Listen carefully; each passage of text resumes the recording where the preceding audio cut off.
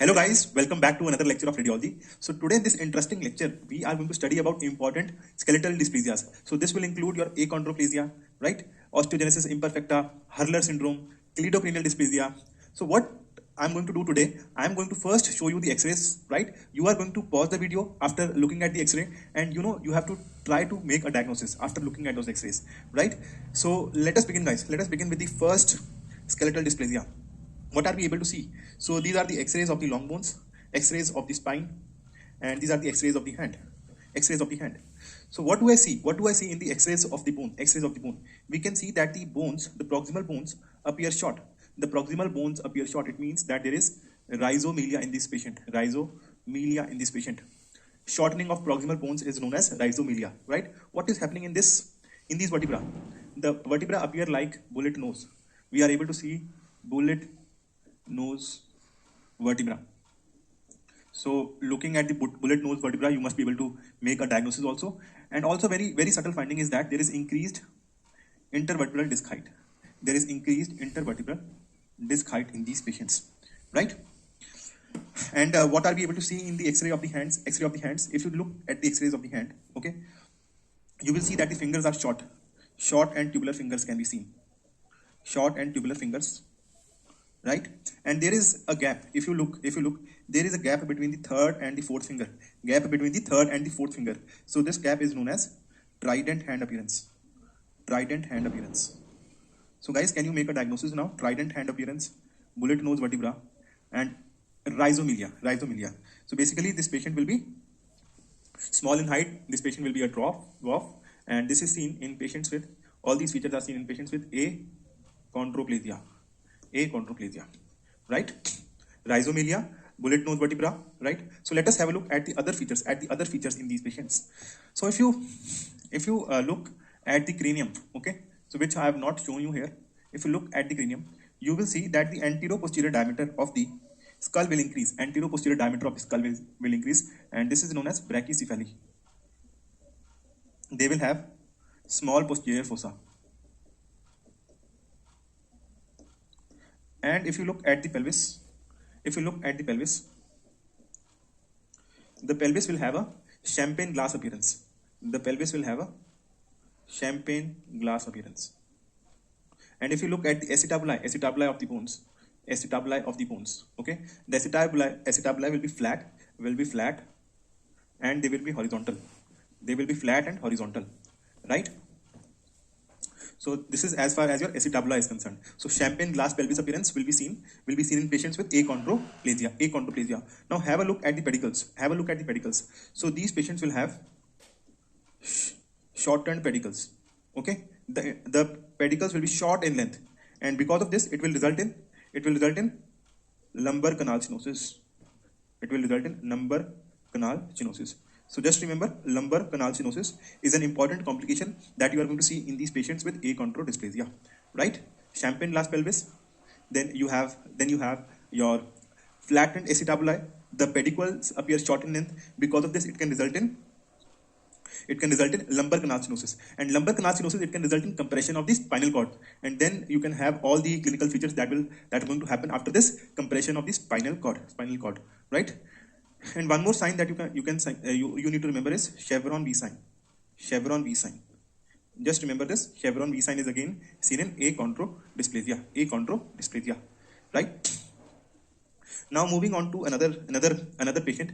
So can you see what is happening here? So here, do you see two people hugging each other? Does it feel like that two people are hugging each other? No, these are not two people hugging each other. This is the shoulder of one patient only, and the patient, he is able to touch his shoulders, both his shoulders.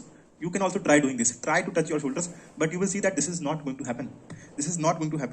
So in which case a patient will be able to touch his shoulders? Let us have a look at the X-ray.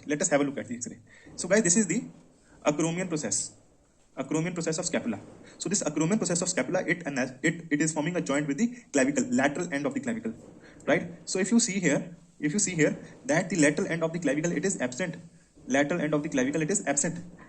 Do you guys agree with me on this? That the lateral end of the clavicle is absent. You can only see the medial part of the clavicle. So guys, when the lateral part of the clavicle or the whole of clavicle is absent, it is a case of cleidocranial dysplasia. Cleidocranial dysplasia, right? So the patient will be able to touch both his shoulders because his clavicle are absent. Many of you guys must be thinking that the whole of clavicle is absent. No, only the lateral part of the clavicle can be absent. Only the lateral part of the clavicle can be absent, right? And what are the clinical features? What are the other features that we can see in these patients, right? If I talk about the skull,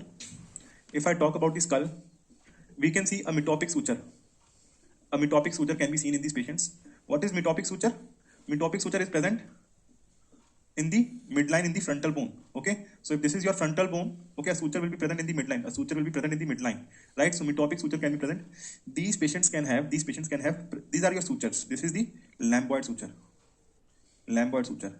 And if you look at the suture very carefully, this is one suture. This is lamboid suture. And within the suture, guys, you can see there is presence of a bone in the suture. So this presence of a bone within the suture, this is known as presence of bone within a suture is known as Vermeer bone. So these patients can have Vermeer bones, right? And what else? You will see hot cross bun skull in these patients. Hot cross bun skull in these patients. And what is hot cross bun skull? There is basically your all the principal sutures, that is your sagittal and your coronal suture. There is widening of the principal sagittal and coronal sutures, right? Now these are your findings in the skull, right? If I talk about the pelvis, in the pelvis, guys, you will see that there is widening of the pubic symphysis. There is widening of the pubic symphysis. And if you look at the fingers, okay, you will see that the distal phalanx is short, right? You will see pubic diastasis. And within the fingers, you will see that the distal phalanx is short, right? So guys, these are all the important features that you guys should be aware of. Cleidocranial dysplasia, clavicle is absent, the patient is able to touch both his shoulders. In this skull, you are able to see Vermeer bones, widening of the principal sutures resulting in hot cross bun appearance, metopic suture that is present in the frontal bone, pubic diastasis, and short fingers, right? So coming to another image, guys, what are we able to see in this image? So in this image, we can see that there is punctate calcification. Punctate calcification can be seen in the region of epiphysis of vertebrae, right? Of long bones, right? So there is stippled calcification seen in the punctate or stippled calcification seen in the epiphysis of the long bones. So this punctate or stippled calcification in the epiphysis of long bones, this is seen in chondrodysplasia punctata. Chondrodysplasia punctata will be associated with stippled calcification in the ends of the long bones, right? And guys, you should know that this chondrodysplasia punctata, it is associated with warfarin use by females in early pregnancy. Warfarin use can result in stippled calcification in the vertebra, right? So this is another patient of chondrodysplasia punctata, also known as Conradi-Huntermann syndrome. What are you able to see, guys, in this X-ray? In this X-ray, you can see that there is stippled calcification in the vertebrae. Stippled calcification can be seen in the vertebrae, right? And the ends of the long bones, epiphysis of the long bones. Also, if you can notice that there is asymmetric limb shortening. The right humerus is shorter than the left humerus, right? So there is stippled calcification in the vertebrae, and along with that, there is asymmetric limb shortening, which can be seen in these patients. Asymmetric limb shortening can be seen in these patients, right? So this is a case of chondrodysplasia punctata. Now, guys, looking at this X-ray, what are you able to see on this X-ray? Just look at this X-ray very carefully. If you look at this X-ray, this is an X-ray of the forearm. So normally a forearm has two bones. One is radius and the other is ulna. But if you look at this X-ray, you can see that there is absence of radius. So this absence of radius, guys, you should know it is seen in absence of radius is seen in Holt-Oram syndrome. Holt-Oram syndrome. And this Holt-Oram syndrome, it is associated with cardiovascular anomalies.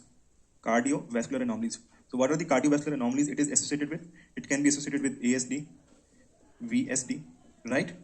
So these patients can also have hypoplastic humerus and clavicle. Hypoplastic humerus and clavicle can also be present in these patients, right? So this is what is the case of Holt-Oram syndrome. Holt-Oram syndrome, right? Now guys, looking at this X-ray, right? What are you able to see? What are you able to see? In the first X-ray of the hand, you can see that the fingers are long. Fingers are long, right? Long, thin and long fingers can be seen. So thin and long fingers, this is known as arachnodactyly. Thin and long fingers is known as arachnodactyly, right? In the second image, what are you able to see? In the second image, we can see that there are two lumens present in the aorta. Two lumens present in the aorta. So this is basically your aortic dissection. This is your aortic dissection, can be seen in the CT abdomen images, right? So aortic dissection and arachnodactyly. Aortic dissection and arachnodactyly. So guys, these are important features of which syndrome? It is Marfan syndrome. So Marfan syndrome will be associated with long fingers, right? And there can be aortic dissection can be seen in these patients. Right? Another important syndrome. Where are these arrows pointing towards? So these are pointing towards prominent iliac horns. Prominent posterior iliac horns, right? So this is a spotter question. Prominent posterior iliac horns. These are seen in which patients? These are seen in patients of Neil-Patella syndrome. So what are the features that you are going to see in Neil-Patella syndrome, right? So you will see prominent iliac horns, and besides prominent iliac horns, you can also see that the nails of these patients can be hypoplastic. Patella can be absent. In these patients. These patients can also have renal dysplasia. Right? So these are important features of Neil and Patella syndrome. You are going to see prominent posterior iliac horns. Along with that, you can see that the nails can be hypoplastic. The patella can be absent. Okay, and there can be renal deficiency in these patients. Right? So we have been provided with an image of the skull, lateral view, and we are given with an X-ray of the vertebrae. Right? So if we look at the appearance of the vertebrae, okay, you can see that the inferior end plate, there is a beak coming from the inferior end plate. So this is known as inferior beaking of the vertebra.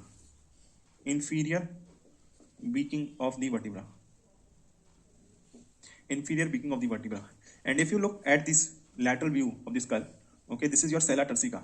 So your sella appears J-shaped. J-shaped sella turcica can be seen. J-shaped sella turcica and inferior beaking of the vertebra. So guys, this is associated with mucopolysaccharidosis type 1, that is your Hurler syndrome, right? So you are going to see inferior beaking of the vertebra. You are going to see that the sella can be J-shaped, right? And if you look at the fingers will be short, right? And if you look at the vertebra, okay, if you look at the ribs will be wide. They will be wide, right? And this widened ribs will give a spatulated appearance. Of the ribs can be seen in these patients, right? So we have short tubular fingers. We have inferior beaking of the vertebra, and we have J-shaped sella in these patients. Right? So guys, moving on to another mucopolysaccharidosis, another mucopolysaccharidosis. So in this we can see, in the previous one, Hurler syndrome, there was inferior beaking of the vertebra. But here in this image, we can see that beaking is seen in the central part. There is central beaking of the vertebra. If you look at the X-ray of the cervical spine, X-ray of the cervical spine, right? This is your axis vertebra, and from the upper end of the axis vertebra there is one process that is coming. That is your odontoid process, right? And we can see that in this patient that this odontoid process is absent. So we will see that there will be odontoid agenesis can be seen in these patients. Odontoid agenesis can be seen in these patients. And in the third image, this is an X-ray of the pelvis. In the X-ray of the pelvis, we can see that the head of the femur is deformed. Head of the femur is deformed, because of which these patients have femoral dislocation. These patients can come with complaints of femoral dislocation. So guys, what is the diagnosis? What is the diagnosis for this case? Central weakening of the vertebra, odontoid agenesis, and deformed head of the femur. Deformed head of the femur. So guys, this is seen in Mori-Kuo syndrome. Mori-Kuo syndrome. Right? So just remember this. Inferior weakening of the vertebra will be seen in the Hurler syndrome, and central weakening of the vertebra it will be seen in Mori-Kuo syndrome. Mori-Kuo syndrome. Coming to another image. So in this we can see that there is fracture of both the femur, right? If you look at the X-ray of the knee joint, there is osteopenia. There is decrease in the density of the bones. And if you look at the cortex of the bone, the cortex appear very thinned. This is due to the presence of osteopenia, right? There is bowing of the femur. And if you look at the eyes, what is the color of sclera? In these patients? So these patients are having blue sclera, right? So guys, multiple fractures within the long bones, blue sclera, right? Osteopenia. These are characteristic features of osteogenesis imperfecta.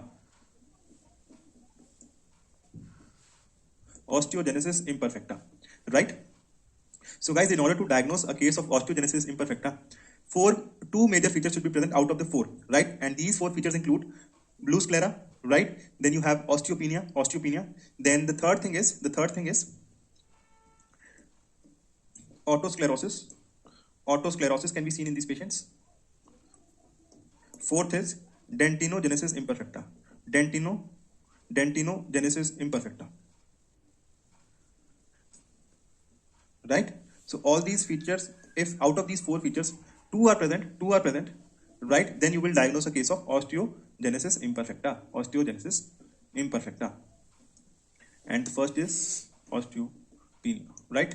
So these are the four major features, out of which only two are present in a patient. You can diagnose it as a case of osteogenesis imperfecta, right? Other things that are present in these patients is that you will see that there is protrusion of the head of the femur into the pelvis. This is known as protrusio acetabuli. Protrusion of the head of the femur into the pelvis. This is known as protrusio acetabuli. This can also be seen. And here in this patient, this is your suture. This is the suture, and within the suture you can see presence of bones within the sutures of the skull. So this is known as Vermian bones. Right? So we have already discussed these Vermian bones can also be present in patients with cleidocranial dysplasia. Right? So these are the four features that out of which two should be present in a patient in order to diagnose a case of osteogenesis imperfecta. Right? So in this X-ray you can see that this is the abnormal cortical thickening, giving a melting candle wax appearance, right? And this is seen in patients with maloriostosis, right? Maloriostosis, right? So it is going to involve just your one bone, and what you can see that there will be thickening or calcification, flowing calcification, or your melting candle wax appearance can be seen. In a case with maloriostosis, right? So this is an X-ray of the chest. In this X-ray of the chest, guys, we can see that there is diffuse increase in density of the bones. Can be seen, right? So this is not an abnormal X-ray, right? But here in this X-ray, what is happening? There is increase in the density of the bones. If you look at the X-ray of the hand, you are getting this bone within bone appearance, bone within a bone appearance, right? This can be seen in the vertebrae also. This can be seen in the vertebrae also. And in the vertebrae, you can also see sclerosis of the end plates. Sclerosis of the end plates can be seen, giving a sandwich vertebra appearance. Sandwich vertebrae appearance, right? So diffuse increase in the density of the bones. Guys, this is seen in patients with osteopetrosis. Osteopetrosis. So guys, this is because of the inability of the osteopetrosis happens because of the inability of the osteoclast to resolve the calcified cartilage. Inability of the osteoclast to resolve the calcified cartilage. Because of this, the part of the calcified cartilage increases and the part of the medulla it is going to decrease. The part of the medulla of the long bones it is going to decrease, right? And when the medullary part of the bone is decreased, there is anemia in these patients. There is anemia in these patients. These patients will have anemia, thrombocytopenia, right? And there will be, because of the anemia, there will be extramedullary hematopoiesis. Because of this, these patients will also have hepatosplenomegaly. Hepatosplenomegaly, right? So most of these patients, they are going to present with anemia, they are going to present with infections, and that is how they are going to come to you in your clinic, right? And you will see that there is increase in the density of the bones, right? These increased density bones, they are also more prone to fractures, marble disease, right? Because there is increase in the density of the bones. There is increase in the density of the bones, which give a marble appearance, right? Now, guys, at last, we have an image. We have an image of the pelvis, image of the knee, X-ray of the knee. And what do we see? We can see multiple radio densities can be seen around the knee joint. Radio densities can be seen around the knee joint, right? Radio densities can be seen around the knee joint. So this radio densities around the knee joint, this is seen in a patient with osteopoikilosis. Osteopoikilosis. So this is a spotter, okay? If you are seeing an image like this, right, this can be given in the options as well sometimes, right? So here you will see multiple calcific radio densities around the joint. And yes, this is seen in a case with osteopoikilosis, right? So guys, I hope you are clear with the important features of achondroplasia, osteogenesis imperfecta, important features of Hurler syndrome, Moriquo syndrome, nail patella syndrome must be something new to you, then osteopoikilosis, right? And osteopetrosis, okay? So in these, patients are going to present with anemia and infections, right? So guys, this was all for today. I hope you guys enjoyed the lecture.